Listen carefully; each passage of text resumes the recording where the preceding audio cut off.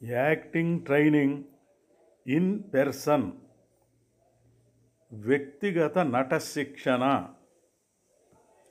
జీవితానుభవము మరియు మీ కళ, life experience and your art. ఇంద్రియ జ్ఞానము పొందటానికి అభ్యాసములు ముగించుకున్న తర్వాత ఇంద్రియ సంబంధితమైనవి ఎరిగి స్వయంగా పరిశీలించటం, అనుభవం గడించటంతో కొత్త అభ్యాసములు చేయటానికి మీరు సిద్ధముగా ఉండవలెను. ఇంద్రియ జ్ఞానము గల అభ్యాసములు చేయటం వల్ల కండర సారళ్యము, రిలాక్సేషన్, ఏకాగ్రత, కాన్సంట్రేషన్ మరియు పరిశీలనాశక్తి, అబ్జర్వేషన్ ద్వారా నటుల సృజనాత్మక శక్తి పెరుగుటకు దోహదపడుతుంది. కొందరు కొత్త నటులు శిక్షణ గదుల్లోనూ, సాధన చేసే స్టూడియోలోనో లేక నాటకశాలలోనో ఈ పని అంతటినీ వదిలివేసే తప్పు చేస్తుంటారు. నాటకాలకు స్వయంగా శక్తి కావాలి, లేకపోతే వృత్తిపరంగా ప్రొఫెషనల్గా ఎదగలేరు. ఎంతో కొంత కాలములోనో ఏదో ఒక స్థలానికో పరిమితం కాకూడదు. నటుడికి నిరంతర సాధన కావాలి. నాటకాలను జీవితానుభవం ద్వారా పొందటం మరొక భాగము.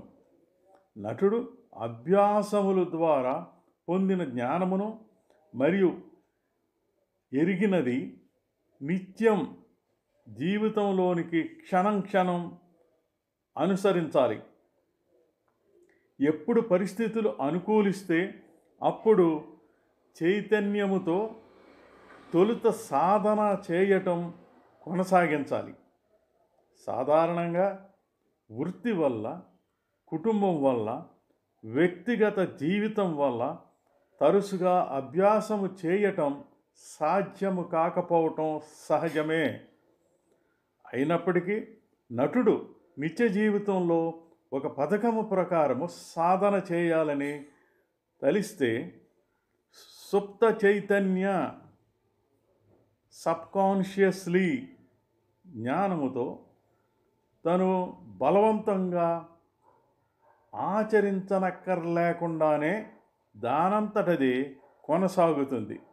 అంటే నటుడు చైతన్యవంతం కాన్షియస్లీ గానో, సుప్త చైతన్యవంతం సబ్కాన్షియస్లీ గానో నిరంతరం తన జీవితానుభవంలోకి తన కళను సాధన చేయటం జరగాలి.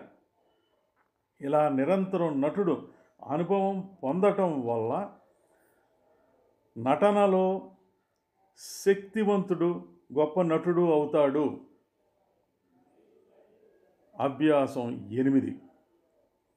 ఇంద్రియాలకు సంబంధించినవి స్వయంగా పరిశీలించి మరియు అనుభవం పొందిన వాటిని నోట చెప్పుట. కండర సారళ్యము, రిలాక్సేషన్ స్థితిని పొందిన తర్వాత ఒకటి కానీ అంతకు మించి ఎక్కువ కానీ మీ పంచేంద్రియములకు సంబంధించిన ప్రకాశమైన సొంత అనుభవాన్ని ఎంపిక చేసుకొని ఓ కథల మీ మిత్రులకు చెప్పండి. తీవ్రమైన భావోద్వేగములు గల అసాధారణ అనుభవాన్ని మాత్రం ఎంపిక చేసుకోవద్దు. ముఖ్యమైనది కానీ సులభమైనది, అనుకూలమైన అనుభవాన్ని ఎంపిక చేసుకోండి. అలా కాకుండా మీకు అది ఒత్తిడిని కలుగ చేయకూడదు లేదా ఇబ్బంది కలుగ చేయకూడదు. ఉదాహరణగా, ఒక ముఖ్యమైన ఉద్యోగము కొరకు జరిగిన ఇంటర్వ్యూలో ఒక ముఖ్యమైన ప్రశ్న సరిగ్గా వినిపించుకోకుండా వింతగా జవాబులు చెప్పడం వల్ల మీ ఉద్యోగం పోగొట్టుకున్నది కథల అన్వయించి చెప్పండి. మీ అనుభవాన్ని చెబుతున్నప్పుడు మాటలతోనే కాకుండా హావభావాలతో కూడా తెలియచేయండి. కొన్ని చిన్న విషయాలను మర్చిపోవచ్చును. అనుకూల భావాలను మరియు మీరు అనుభవమును పొందిన ఇంద్రియ జ్ఞానమును గుర్తుకు తెచ్చుకొని మరియు కదలికలు, మూమెంట్స్ లేక చర్యలు, గెస్చర్స్ ద్వారా పునఃసృష్టించి కూడా మంచి కథగా వ్యక్తం చేయవచ్చును. ఆ భావాలను మరియు ఇంద్రియ జ్ఞానమును పునఃసృష్టించే ప్రయత్నం చేయవద్దు.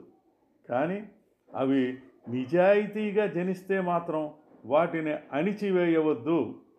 ఈ అభ్యాసము యొక్క విలువ అభినయ కళకు మీ నిరంతర స్వంత సహకారము మీద ఆధారపడి ఉంటుంది.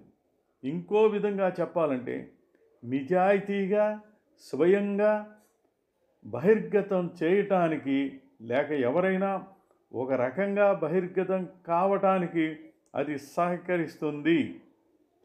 ఈ అభివృద్ధి స్థితిలో మీరు తీవ్రమైన ఉద్వేగభరితమైన తిరిగి పొందటం మానుకోవటంను కలిగి ఉండాలి. ఈ అభ్యాసమును మీరు ఔత్సాహికుల మానసిక రోగ చికిత్స అని భయపడనక్కర్లేదు. మనసుకు సంబంధించిన శాస్త్రము యొక్క స్థితి నటనలో నిరంతరం అంతర్భాగమై ఉంటుంది. చికిత్సా శాస్త్రము యొక్క ప్రయోజనమును ఆకస్మికమైనది లేక సహకారమైనది అని ముఖ్యంగా గమనించాలి. అభ్యాసం 9. ఇంద్రియములను కలుపుట. ఇష్టమైన తేలికగా మోయగలిగిన వస్తువును ఎంపిక చేసుకోండి. మీరు ఆలోచించింది అది మీ పరిసరాల్లో మీరు ఓ రకంగా ముందుకు సాగుతారు. మీ సహచరుల ముందు మీరు కండర సారళ్యము రిలాక్సేషన్ పొందండి మరియు వారికి ఆ వస్తువును చూపించండి. మీరు ఆ విధంగా చేయటం వల్ల వస్తువును సమగ్రంగా వర్ణించండి. అది ఏ విధంగా స్పర్శ చేత తెలిసినదిగా ఉంది, వాసన కలిగి ఉంది, శబ్దము కలిగి ఉన్నది, కనబడుతున్నది, రుచికరముగా ఉన్నది, ఎక్కడ దానిని మీరు పొందారు, ఎప్పుడు మీరు దాన్ని పొందారు మరియు సాధారణంగా మీకు ఉపయోగకరంగా మరియు అభిప్రాయపరంగా 2 రకాలుగా ఉందంటే ఏమిటి? ఆ వస్తువుతో మీ నిజమైన అనుభూతిని బలవంతమైన ప్రయత్నం లేకుండా విశదీకరించండి. మరోసారి ఈ అభ్యాసమును తరగతి గదిలో అనుభవానికే వదిలేస్తే విలువ లేకుండా పోతుంది. ఈ అభ్యాసమును మీ నిత్య జీవితంలోకి అలవాటుగా మారాలి.